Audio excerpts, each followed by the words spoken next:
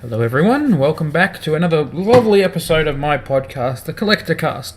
Now, I'm going to state in the beginning of this one, I'm sorry for the constant nose touching and I should probably lean forward. If you are watching this on YouTube, you'll see my lovely face, hello. If you are not, you'll just hear the audio, obviously. In this episode, there won't be a whole lot to miss out on, if anything.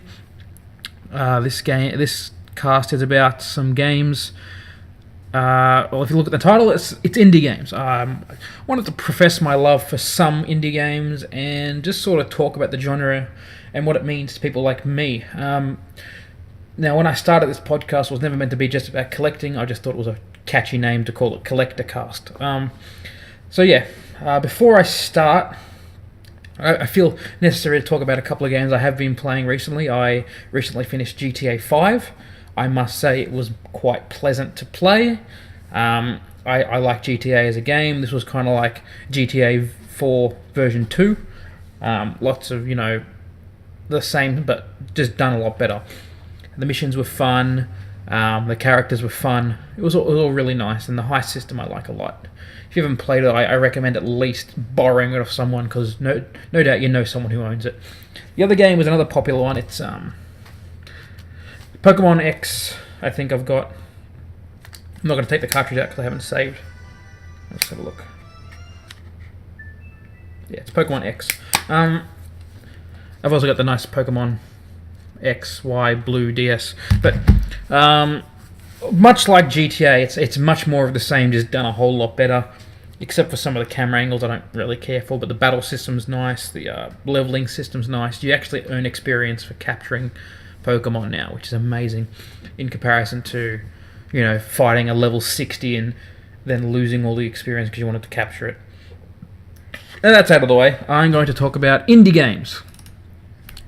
What is an indie game? Indie is independent, no publisher more or less. I should probably put my ugly face up so I can see what I can see.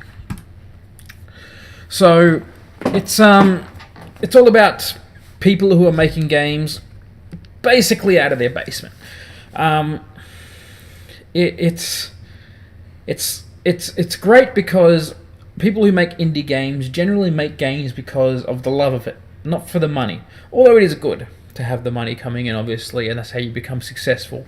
But when you're doing it by yourself, for yourself, you can make the game that you want. You don't have any publishers or any other people trying to change your game. You do it for yourself and for everyone else second. Now, the reason this is near and dear to my heart is I am myself a developer. I program stuff. I program games, I should say. I don't program anything else. I studied it for 5 years. I have a degree in it, and at least I used to really love making games. By the time my uni course finished, I was burnt out, and that was nearly 3 years ago now, and I'm slowly getting back into it.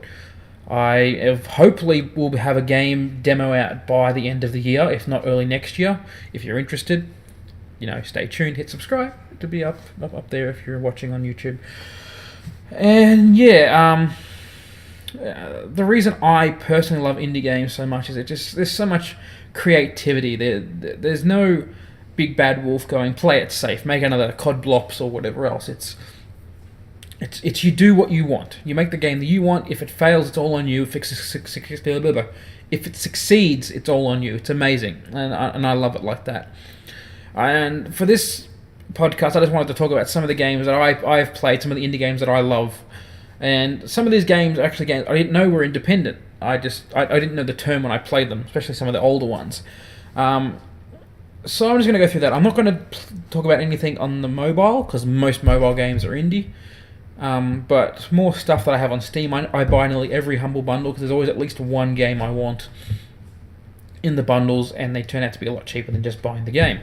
So I've got my Steam list up, which I might bring up.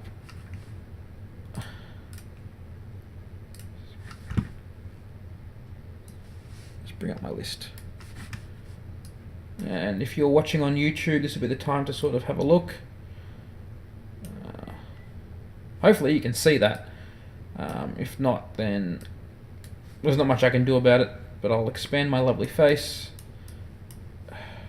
My apologies, I probably should have set this up a bit better, but it does not matter. Alright, so you'll see my my list here. Now, the first game I want to talk about is one that I actually played the shit out of. And I played it through, all the way through one playthrough. I tried to get into a second one, but I just had too many other games I wanted to play. I can't justify a new game plus of a game these days, but the first one is Rogue Legacy.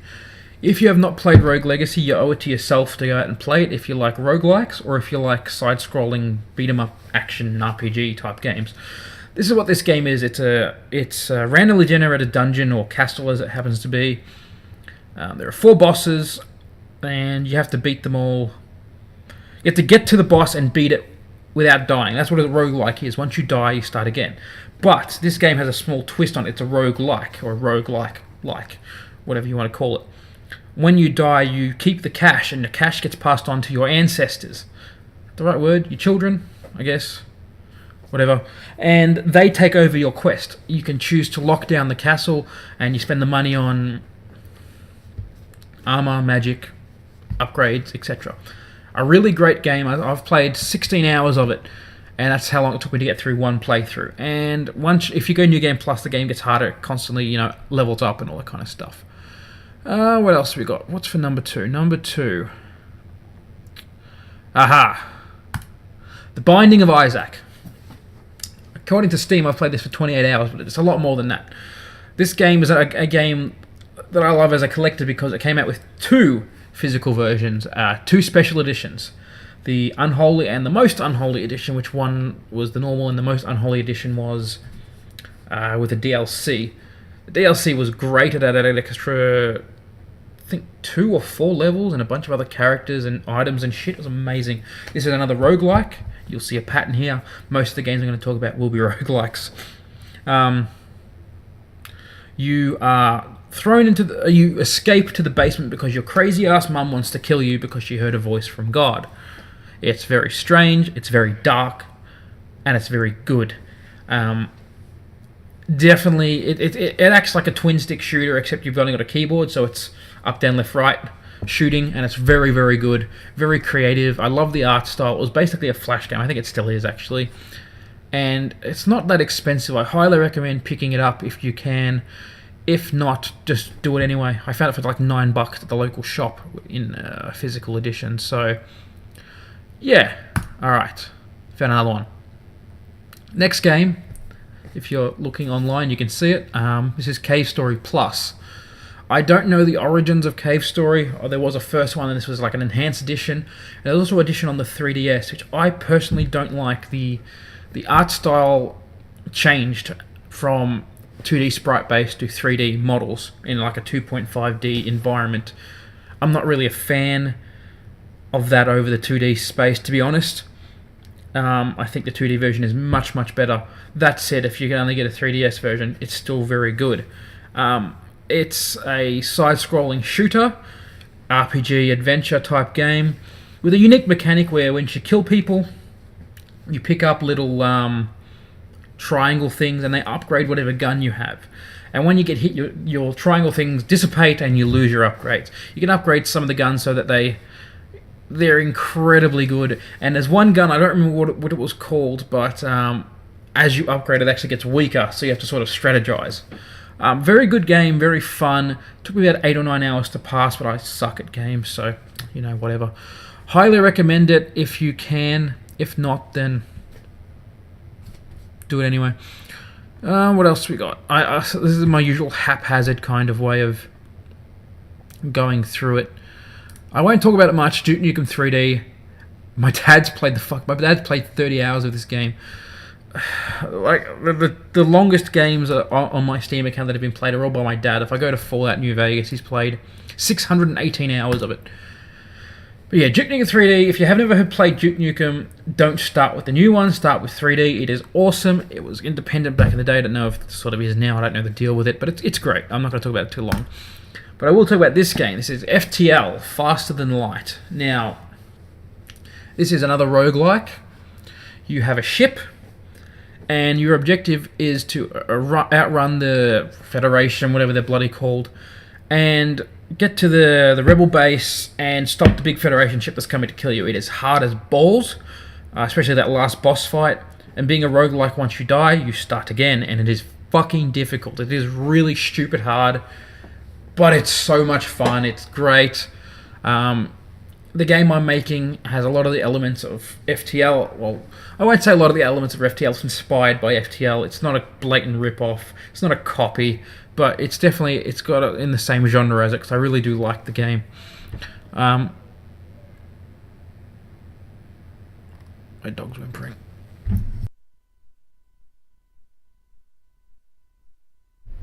Sorry about that.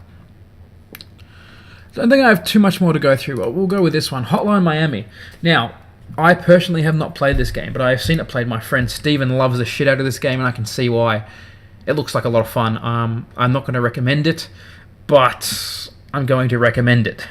As I said, I haven't personally played it, but it looks like a lot of fun. And from what I've heard, it is very good. Oh, excuse me.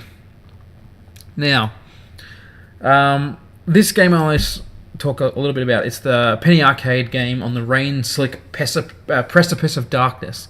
There has been 4 of them. I'm sure I have the 4th lying about somewhere.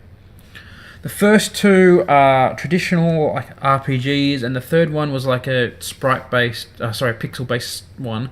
Very like strange mix-up, but it's a fun game. If you like Penny Arcade, I'd recommend it. I'm not a big fan of Penny Arcade, but I still find it quite fun. So yeah. There's not too much left to go through. I'm up to S. Super Meat Boy. This game is hard as fuck. Steven can speedrun this game, and he can go fuck himself for that one.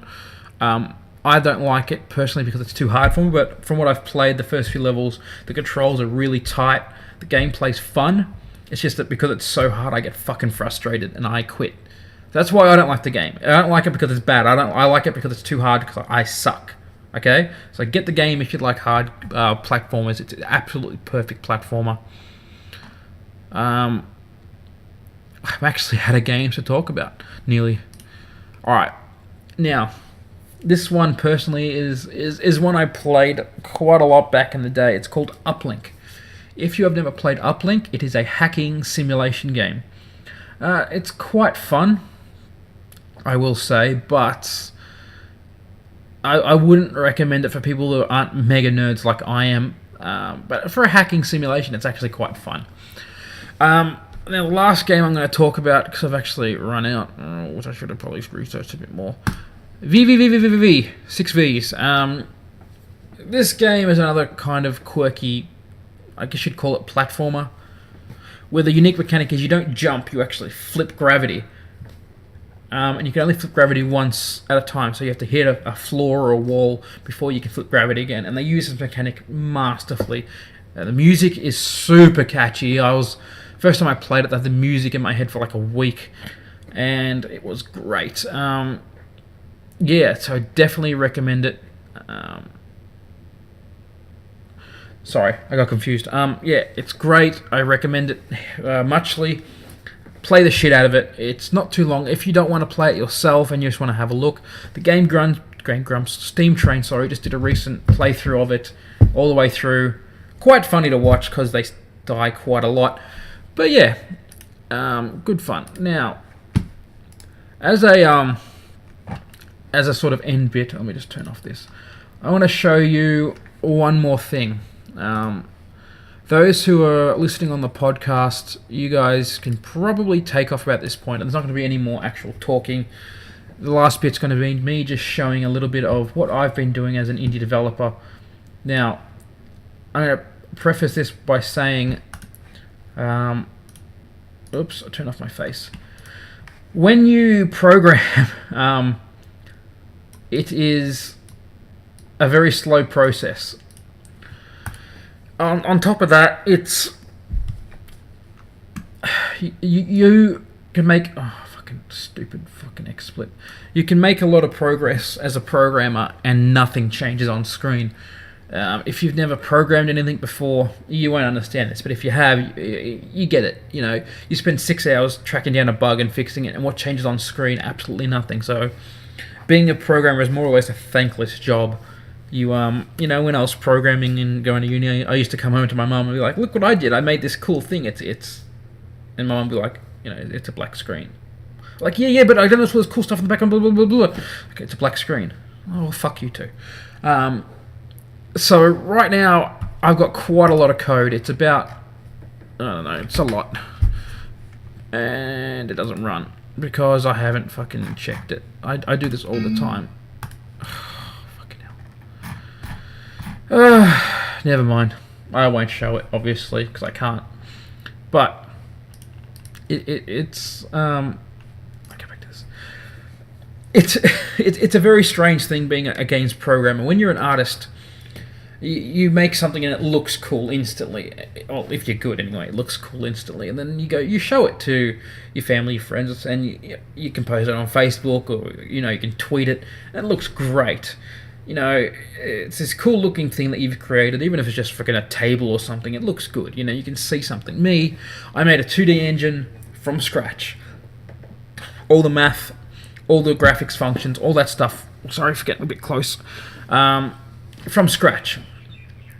Took me, I won't say it took me, like, this is not the amount of work it took me, this is the amount of time. It took me about 5-6 months to get everything done because of, work and life and all that other stuff. And once I finally got it done, I hit the play button and it comes up. I have sound playing, I have things moving, I have keyboard control, I have animation. It's just like, wow, this is amazing. And then you look on screen and it's literally one sprite moving with the Doom theme playing in the background. And it's just like, well, who cares? Whoop-de-doo. It's very heartbreaking when people don't see it. My lovely wife has figured out that she needs to, I think, sort of placate me a bit and say, oh yeah, that's really great, yeah, good. And you see that look on her face, just like, what is this? So yeah, I'm sorry I can't show you anything. I stupidly didn't check anything in my usual kind of ranty, not paying attention kind of way. I'm going to leave it here. So this has been just some talking about indie games. Hopefully after this one there won't be any more where I do this on my own. I figure if I have someone else with me or some other people's with me, this will work a lot better. For now, I will sign out. I hope you've enjoyed this. If you have any comments, please leave them below or on YouTube or Facebook, Twitter, email, fucking smoke signals, whatever you like. Otherwise, I'll catch you guys later. Oops.